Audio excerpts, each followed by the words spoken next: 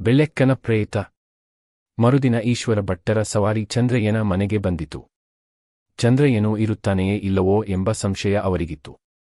ಮನೆಯಲ್ಲಿರುತ್ತೇನೆಂದ ದಿವಸ ಚಂದ್ರಯ್ಯನಿರುವುದೇ ಕಷ್ಟ. ಅಂದರೆ ಒಂದಲ್ಲ ಒಂದು ಕೆಲಸ, ಏನಾದರೊಂದು ಗಾಳಿಗೋಪುರ ಕಟ್ಟುತ್ತಿರುವ ಅವನು ನಿತ್ಯ ಮನೆಯಲ್ಲಿರುವುದು ಸಾಧ್ಯವೇ?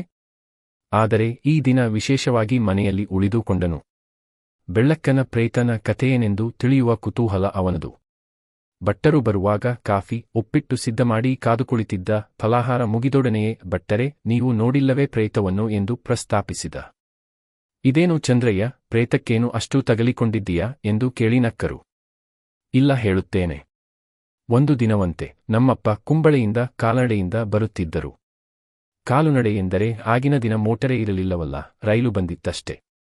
ಅವರು ಹಾಗೆಲ್ಲ ಹಣ ವ್ಯಯಿಸಿ ರೈಲು ಏರಿದವರಲ್ಲ, ರಾತ್ರಿ ಒಬ್ಬರೇ ಕೈ ಬೀಸಿಕೊಂಡು ನಡೆಯುತ್ತಿದ್ದರು. ಬರುತ್ತಾ ಬರುತ್ತಾ ಮೂಡಂಬೈಲಿನ ಸೆರಗು ಬಂತು. ಒಮ್ಮೆಗೆ ಏನೋ ಬೆಳ್ಳನೆ ಕಾಣಿಸಿಕೊಂಡಿತಂತೆ. ಕಂಡು ಆಶ್ಚರ್ಯವಾಯಿತಂತೆ. ಹೆದರಲಿಲ್ಲವೇ ಎಂದು ಚಂದ್ರಯ್ಯನು ಕೇಳಿದ. ಹೆದರಿಕೆ ಯಾಕೆ? ಅವರಿಗೆ ಹೆದರಿಕೆ ಏನೆಂದೇ ತಿಳಿಯದು. ಅಲ್ಲದೆ ಆಂಜನೇಯನ ಸ್ತೋತ್ರ, ನೂರಾರು ಅಷ್ಟೋತ್ತರಗಳೆಲ್ಲ ಅವರ ನಾಲಿಗೆ ತುದಿಯಲ್ಲಿದೆ. ಬಾಯಿಯಲ್ಲಿ ಹಾಗೇನೋ ಮಂತ್ರವನ್ನು ಉಚ್ಚರಿಸುತ್ತಾ ನಿಂತರಂತೆ. ಅದು ನಿಂತಿತಂತೆ. ಇವರು ಎಷ್ಟು ಹೊತ್ತು ನಿಂತಿದ್ದರೋ ಅದು ಅಷ್ಟು ಸಮಯ ನಿಂತಿತಂತೆ. ಕಡೆಗೆ, ಹೋ, ಇದು ನಿಂತು ಪೂರೈಸುವ ಬಾಬತ್ತು ಅಲ್ಲವೆಂದು ಮುಂದೆ ಹೆಜ್ಜೆ ಕಿತ್ತರು. ಇವರಿಗೆ 50 ಮಾರು ದೂರದಲ್ಲಿ ಅದೂ ಸರಿಯಿತು. ಬೈಲಿನ ಮುಂದಿರುವುದು ಗೊತ್ತಿದೆಯಲ್ಲ, ಮಾಸ್ತಿ ಗುಡಿ. ಅಲ್ಲಿ ಹಿಂದೆ ಯಾರು ತಿರುಗುತ್ತಿದ್ದರೋ? ಈಗಂತೂ ರಾತ್ರಿ ಸಂಚಾರ ಮಾಡುವವರಿಲ್ಲ. ಈ ಭೂತ ಅದೇ ಕಡೆಗೆ ಸರಿಯಿತಂತೆ. ಇವರು ಹಿಂಬಾಲಿಸಿದರು. ಅಂದರೆ ಮನೆಗೆ ಬರಬೇಕಾದರೂ ಅಲ್ಲಿಂದಲೇ ಬರಬೇಕಷ್ಟೆ. ಭೂತ ಕೆರೆಯ ದಂಡೆಯಲ್ಲಿ ನಿಂತ. ಮಾಸ್ತಿ ತೀರ್ಥದಲ್ಲೇ? ಅಹುದು, ಅಲ್ಲೇ. ನೋಡುತ್ತಿರುವಾಗಲೇ ವಸ್ತ್ರ ಕಳಚಿ ಹಾಕಿ ಮಕ್ಕಳ ಹಾಗೆ ದುಳುಮ್ ಎಂದು ನೀರಿಗೆ ಹಾರಿತು. ಕೆಲವು ನಿಮಿಷ ಮೇಲೆ ಬರಲೇ ಇಲ್ಲವಂತೆ. ನಮ್ಮ ಅಪ್ಪನಿಗೆ ಆಶ್ಚರ್ಯವಾಯಿತು. ನೀರಿನೊಳಗೆ ಇದು ಎಲ್ಲಿಗೆ ಹೋಯಿತು? ಹೋದರೆ ವಸ್ತ್ರ ಯಾಕೆ ಕಳಚಿ ಹಾಕಿತು ಎಂದು. ವಸ್ತ್ರ ಮತ್ತು ಕೆರೆಯ ದಂಡೆಯ ಮೇಲೆ ಇತ್ತಂತೆ. ಆಗ ಇದೇನು ಎಂದು ಮೂಗಿಗೆ ಬೆರಳಿಟ್ಟರೆ ಅದು ಕೆರೆಯ ದಂಡೆಯ ಮೇಲೆ ಬಂದು ನಿಂತಿತು. ಬರೀ ಬತ್ತಲೆಯಂತೆ. ನನಗೆ ನಾಚಿಕೆಯಾಯಿತು ನೋಡುವುದಕ್ಕೆ ಎನ್ನುತ್ತಾರೆ. ಭೂತಗಳಲ್ಲೂ ಅಷ್ಟು ನಾಚಿಕೆಗೆಟ್ಟವು ಇರುತ್ತಾವೆಯೋ? ಅಯ್ಯೋ, ಅವಕ್ಕೇನು ನಾಚಿಕೆ? ಹಾಗೆ ಕೇಳಿದರೆ ಪ್ರತಾವಸ್ಥೆಯಲ್ಲಿ ವಸ್ತ್ರ ಇರುವುದೇ ನಾಚಿಕೆ. ಕತೆ ಕೇಳು. 2-3 ಆವೃತ್ತಿ ಹಾಗೆ ಕೆರೆದಂಡೆಯಿಂದ ನೀರಿಗೆ ಹಾರಿ ಮೇಲೆ ಬಂದಿತಂತೆ. ಇವರು ಬೆಪ್ಪಾಗಿ ನೋಡುತ್ತಲೇ ಇದ್ದರು. ನೋಡುತ್ತಿದ್ದ ಹಾಗೆ ಒಮ್ಮೆ ಮೇಲಕ್ಕೆ ಬಂದು ಬಟ್ಟೆಯನ್ನು ಉಟ್ಟುಕೊಂಡು ಮಾಯವಾಯಿತು. ಅಪ್ಪಯ್ಯ ಹರ ಹರ ಎಂದು ಮನೆಗೆ ಬಂದರು. ಒಂದೇ ಸಾರಿ ನೋಡಿದ್ಯೋ ಅದನ್ನು? ಇಲ್ಲ, ಬಹಳ ಸಾರಿ ನೋಡಲಿಕ್ಕೆ ಸಿಕ್ಕಿದೆಯಂತೆ. ಪ್ರತಿ ಸಾರಿಯೂ ಆ ಬಯಲಿನಲ್ಲಿ ಅಮಾವಾಸ್ಯೆ, ಸಂಕ್ರಾಂತಿ ಸಮಯ ಅದು ತಪ್ಪದೇ ಇದೆಯಂತೆ. ಆದರೆ ಹಾಗೆ ಬೆತ್ತಲೆ ನೀರಲ್ಲಿ ಹಾರಿ ಕುಣಿದದ್ದು ಮಾತ್ರ ಒಂದೇ ಸಾರಿಗೆ ಎನ್ನುತ್ತಾರೆ. ಇಷ್ಟು ಕಥೆಯನ್ನು ಕೇಳುತ್ತಲೇ ಚಂದ್ರಯ್ಯನ ಕಿವಿ ನೆಟ್ಟಗಾಯಿತು. ತಮ್ಮ ಊರಿನಲ್ಲಿ ಅಷ್ಟೊಂದು ವಿಚಿತ್ರವಿರುವುದು ನಿಜವಾದರೆ ತಾನೇಕೆ ನೋಡಬಾರದು?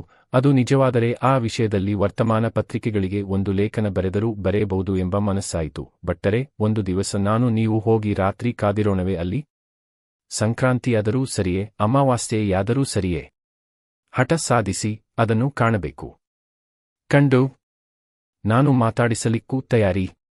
ಬರೀ ಬತ್ತಲೆ ಯಾಕೆ ನಿಂತಿದ್ದಿ ಎಂದು ಕೇಳಿಯೇ ಬಿಟ್ಟೇನು. ನಿಮ್ಮಪ್ಪಯ್ಯನ ಹಾಗೆ ನಾಚಿಕೊಂಡು ತಲೆ ತಗ್ಗಿಸಲಿಕ್ಕಿಲ್ಲ. ಆದರೆ ಅಪ್ಪಯ್ಯ ಎನ್ನುತ್ತಿದ್ದರೂ ರೂಪ ಮಾತ್ರ ರತಿದೇವಿ ಸುಳ್ಳೆನ್ನುವ ಹಾಗಿತ್ತೆಂದು. ನಿಜವೇ? ಪ್ರೇತಕ್ಕೆ ಯಾತಕ್ಕೆ ಅಂತ ರೂಪ? ಯಾರನ್ನಾದರೂ ಹಿಡಿದು ಮುಗಿಸಲಿಕ್ಕೆ. ಎಲ್ಲಾದರೂ ನಮ್ಮಪ್ಪ ಮಂಕು ಹಿಡಿದು ರೂಪ ಮೋಹಿಸಿ ಕೆರೆ ಬಳಿಗೆ ಹೋಗಿದ್ದರೆ ಜುಟ್ಟು ಹಿಡಿದು ನೀರಲ್ಲಿ ಮುಳುಗಿಸುತ್ತಿತ್ತೋ ಏನೋ. ಈ ಪ್ರೇತಗಳೆಂಬವೆಲ್ಲ ಏನು? ಅತೃಪ್ತ ಜೀವಿಗಳು. ಬದುಕಿನಲ್ಲಿ ನಿರಾಶೆಗೊಂಡವು. ಸತ್ತ ಮೇಲೆ ಸೂಕ್ಷ್ಮ ಶರೀರವನ್ನಾದರೂ ತಾಳಿ ಆಸೆ ಪೂರೈಸಿಕೊಳ್ಳುವವು. ಅದರಿಂದ ನಮಗೇನು ಬಂದೀತು ಎಂದು ಚಂದ್ರಯ್ಯನ ವಾದ. ಅವನ್ನು ನೋಡಿಯೇ ಸಾಧಾರಣದವರಿಗೆ ಜೀವ ಹಾರಿ ಹೋದೀತು. ನಿನ್ನಂಥವರು ಯಾರಾದರೂ ಹಾಗೆ ಮುಂದುವರಿದಿದ್ದಾರೆಯೇ ವಿನಾ ಸಾಮಾನ್ಯರು ಹೋಗಲಾರರು. ಅಲ್ಲದೆ ಮಂತ್ರವಾದದ ಬಲವಿಲ್ಲದೆ ಅವುಗಳನ್ನು ಬಗ್ಗಿಸುವುದು ಅಸಾಧ್ಯ. ಅದೆಲ್ಲ ಇರಲಿ, ನೀವು ನನ್ನೊಟ್ಟಿಗೆ ಬರುತ್ತೀರಾ? ಉಳಿದ ಕೆಲಸ ನನ್ನಿಂದ ಸಾಧ್ಯ. ನಮ್ಮನ್ನು ಏನೂ ಮಾಡಲಾರವು ಅವು. ಅವಕ್ಕೆ ನಾವು ಹಾನಿ ಮಾಡಬೇಕಾಗಿಲ್ಲ. ನಿನಗೆ ಇಲ್ಲದ ಅಡಾವುಡಿ? ಒಮ್ಮೆ ಎಲ್ಲಾದರೂ ಏಟು ಹಾಕಿತಾದರೆ ಹಾಸುಗೆ ಬಿಟ್ಟೇಳುವಂತಿಲ್ಲ. ಹೆದರಿದರೆ ಹೆದರುವ ಬಿಡುವ ಕೆಲಸ ನನಗೆ. ನೀವು ಒಂದು ದಿವಸ ಜತೆಗೆ ಬನ್ನಿ, ನೋಡಲಿಕ್ಕೆ ಸಿಗಲಿ. ಆಮೇಲೆ ನೀವು ಮರಳಿ ಹೋದರೂ ಚಿಂತೆಯಿಲ್ಲ. ಅಷ್ಟಕ್ಕೇನೆ ಈಶ್ವರ ಭಟ್ಟರ ಉಸಿರು ಅರ್ಧವಾಯಿತು. ಆಯಿತು, ನೋಡುವ. ಆಯಿತು, ನೋಡುವ ಎಂದು ಸಮಾಧಾನ ಹೇಳಿದರು. ಚಂದ್ರಯ್ಯನಿಗೆ ವಿಷಯ ಕೆಲವು ದಿವಸಗಳಲ್ಲಿ ಮರವೆಯಾದೀತು ಎಂದು ಅವರು ತಿಳಿದಿದ್ದರು. ಆದರೆ ಇವರ ಕತೆ ಚಂದ್ರಯ್ಯನ ಮನಸ್ಸಿನಲ್ಲಿ ಬಿತ್ತಿದ ಹೊಸ ಬೀಜ ಅದೆಷ್ಟು ಬೆಳೆದೀತು ಎಂದು ಅವರಿಗೆ ಏನು ಗೊತ್ತು.